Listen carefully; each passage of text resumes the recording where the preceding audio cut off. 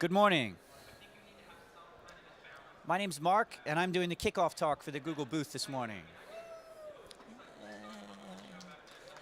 Thank you. I won't spend a lot of time babbling about who I am. I'm with the developer relations team at Google. I run a program called Launchpad, which is one of Google's startup enablement programs. If you're curious about it, Google it, would be my recommendation. Google Launchpad.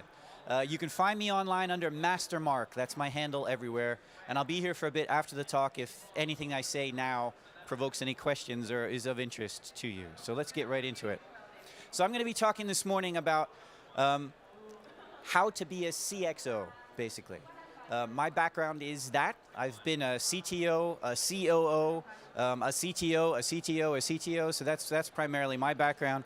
And I've spent a lot of time in my career being involved in the building of leadership teams and what that entails and what it means to be a good leader versus a bad one. And I feel like I've got some experience and I'm able to talk about that primarily because I've been a really bad one over and over again.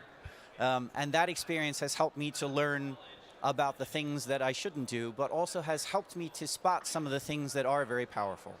So what I'm going to be talking about this morning, very quickly, this is a brief talk. I'll try to cram it all into about 20 minutes and then take 10 minutes of questions or so, is a set of tools and thinking processes and kind of thought stuff that are about what it means to be a good CXO.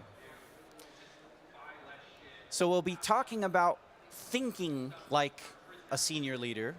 We'll be talking about how that's different from the kind of thinking that you do in other roles. And I'll try to give you some examples. I have two very specific examples of tools that you can use to think in this manner, and I'll try to explain why I think they're very powerful. What I will not be doing is giving you a lot of very specific examples. I'm not trying to spoon feed you here, and this is very much in keeping with the philosophy of the program I run, Launchpad. It's not our job to give you the answers.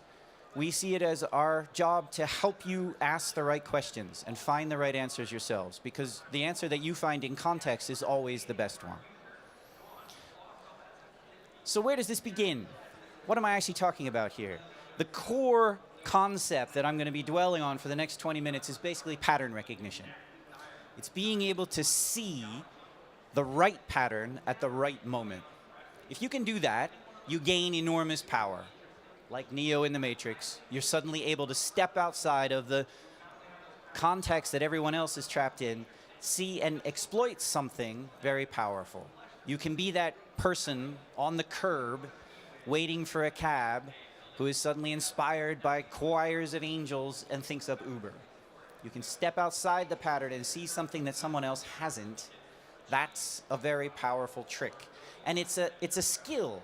It's not a talent, it's a thing that you can learn. And so what we're going to try to do this morning is focus on a couple of very simple things that you could try that help you develop your pattern recognition skills.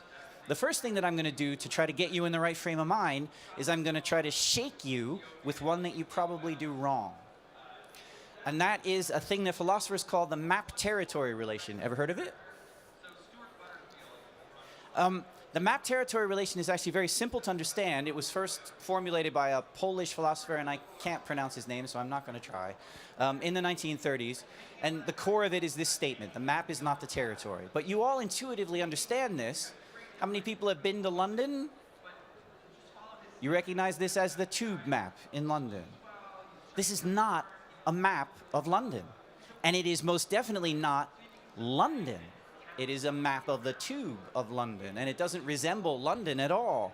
If you tried to navigate around London on foot, as tourists sometimes do, by assuming that this represents some physical version of London, you'll get horribly lost, and tourists often do, because this is a model of London, and it serves a specific purpose. In tech startups, we very, very, very often get this wrong.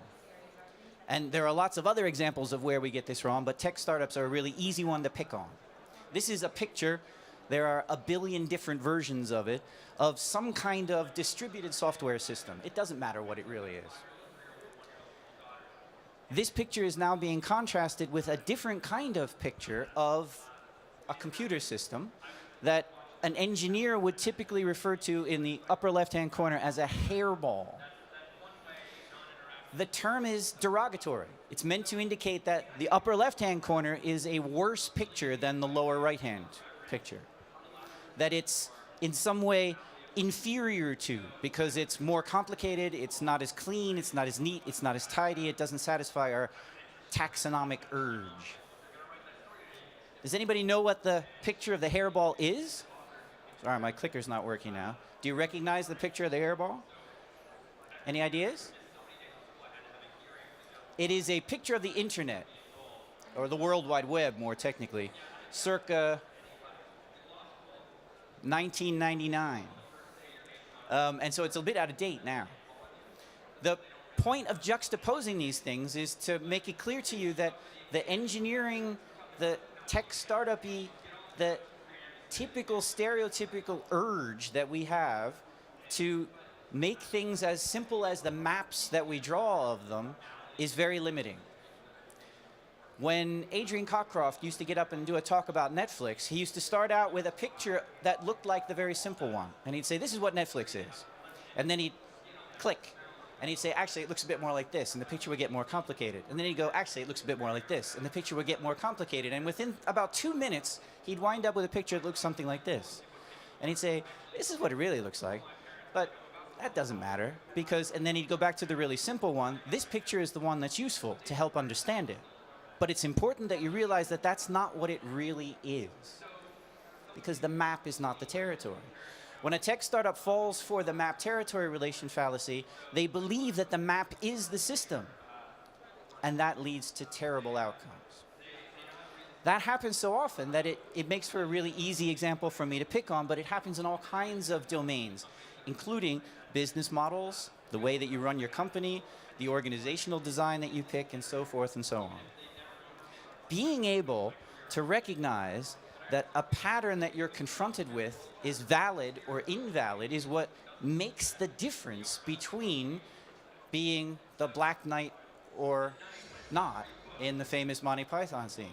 The Black Knight believes that he's in the right here because he's unable to recognize the patterns that are confronting him. So, what are some tools that you can use to try to become better at pattern recognition, and in particular better at the kind of pattern recognition that's critical if you're going to be a CXO, a leader in a business like a startup? The first one I'm going to talk about is about risk, identifying and dealing with risks. And the second one that I'll talk about at the end is about leadership itself. And then I'll take some questions. This is a thing called the probabilistic risk analysis formula. Ever seen it before? It's used in all kinds of domains, everything from information security to testing the security of nuclear power plants to airlines and so forth. It's actually very simple to understand. It's basically a way of analyzing a given risk and saying that a given risk is the product of how likely it is and how bad it will be if it happens. And if you combine those two factors, how likely is it to happen and how bad will it be if it happens, you have a way of thinking about the risk. We can break the equation down by basically saying that everything that you're dealing with on the left-hand side of the equation, which is about the likelihood, is about preventing the bad thing. You do this all the time. Every time you make a plan or a strategy, every time you make an estimate, every time you try to predict into the future, you are doing something on the left-hand side of the equation. And the predominant stuff in management science, when you go do an MBA, is all going to be on the left-hand side of the equation. That's what we've done since the 1960s. And in fact, when people talk about the productivity gains from IT since the 1960s, they're primarily talking about this. There is a limitation to the left-hand side of the equation, however. It is a point of diminishing returns. And it's what, for example, the very famous book, The Black Swan, is about, which is this. If your right-hand side of the equation is non-zero, if the likelihood is very low, but the effect of it is something will happen if it happens, then it will always happen. And this is why when something goes wrong that seems very unlikely, it can often seem very catastrophic, like the end of the airship industry when the Hindenburg blew up, or like the crash of Wall Street in 2008. The right side of the equation then is about being able to tolerate faults, being able to get over them, to recover from something bad happening very quickly. It's about reducing the cost of failure. And pretty much everything that people are going to be talking about at this conference here today, pretty much everything interesting that has been written about in TechCrunch or on Wired over the last 5 or 6 years is about the right-hand side of the equation. Everything that's a buzzword, like cloud, like weakly typed programming languages, like Lean, like DevOps, is all about trying to reduce the effects of a bad thing, not its likelihood. And that is about driving down the right-hand side of the equation. All around us, this very powerful change has been happening in IT first, but slowly in business in general, that is about what happens if you stop paying excessive attention to the left-hand side of the equation and start worrying more about what happens on the right-hand side of the equation. If you think about it in terms of a piece of hardware, imagine if your automobile engine stopped working every 30 seconds, just completely stopped. But if it only took it a nanosecond to repair itself, would you care? You see this side of the equation at work everywhere you see something that's about shorter feedback loops, smaller batch cycles, or about figuring out ways to respond quicker to market changes or things like that. So this is about the right-hand side of the equation, and so is all of this. Biologists have a similar way of looking at the equation. So we'll touch briefly on this just to make sure I've hammered the point home, and then we'll move on to the second tool. A biologist would say something on the left-hand side of the equation is a very robust organism. It's been evolved to optimally exploit its niche. It's typically a predator, and it's typically the dominant predator. It's perfect for where it is. But its problem is that it's often very fragile. And so when the context around it starts to change in unexpected ways, it's unable to cope, and it fails. When the ice melts, the dominant predator is no longer very dominant. Things that are focused on the right-hand side of the equation in biology, biologists talk about them being very adaptable. And here you find things like the Ebola virus. These are not things that are very robust, but they cope really well with change. And increasingly in biology, people are focusing on the effects of that as well, for the same reason. I'm told that this is completely apocryphal, the same way that the Karl Marx quote at the beginning was, but it's a great picture, so I can't resist it. And it's basically trying to make this point, that an evolutionary biologist will tell you quite clearly, if you ask him, the way to design your business is to be adaptable, not robust. And that's a really profound pattern. If you can see it and figure out how to apply it to your context, you will be very potent. This is a huge can of worms, and we can talk for 3 hours or more about the implications of what I'm talking about here. But just as one example, how many people know what Netflix's chaos monkeys are?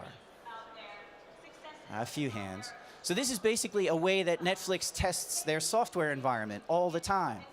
While you're watching Netflix on your telly, there are software programs running in production in Netflix breaking things.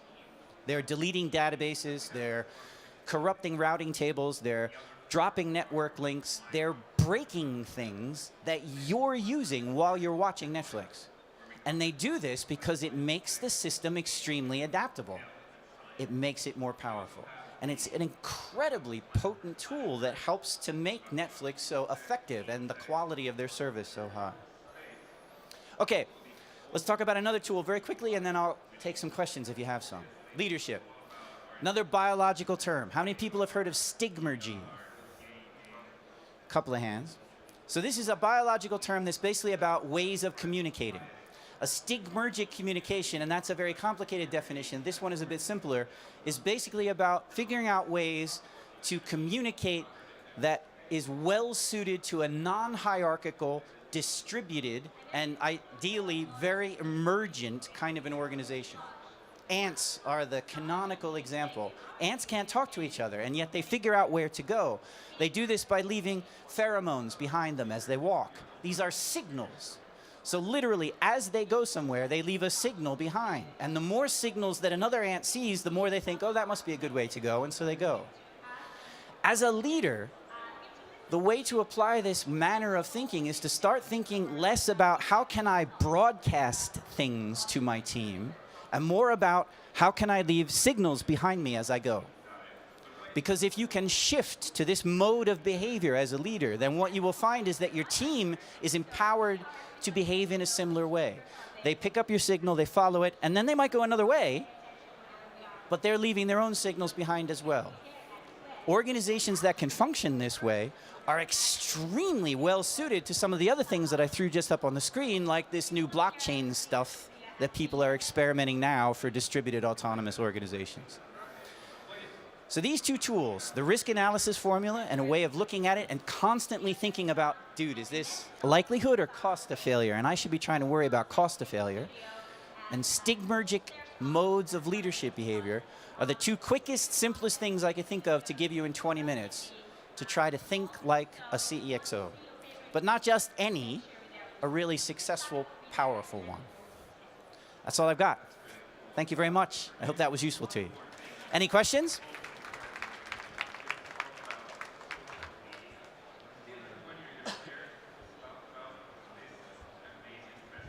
Great. Then thanks very much. And the next speaker will be up shortly.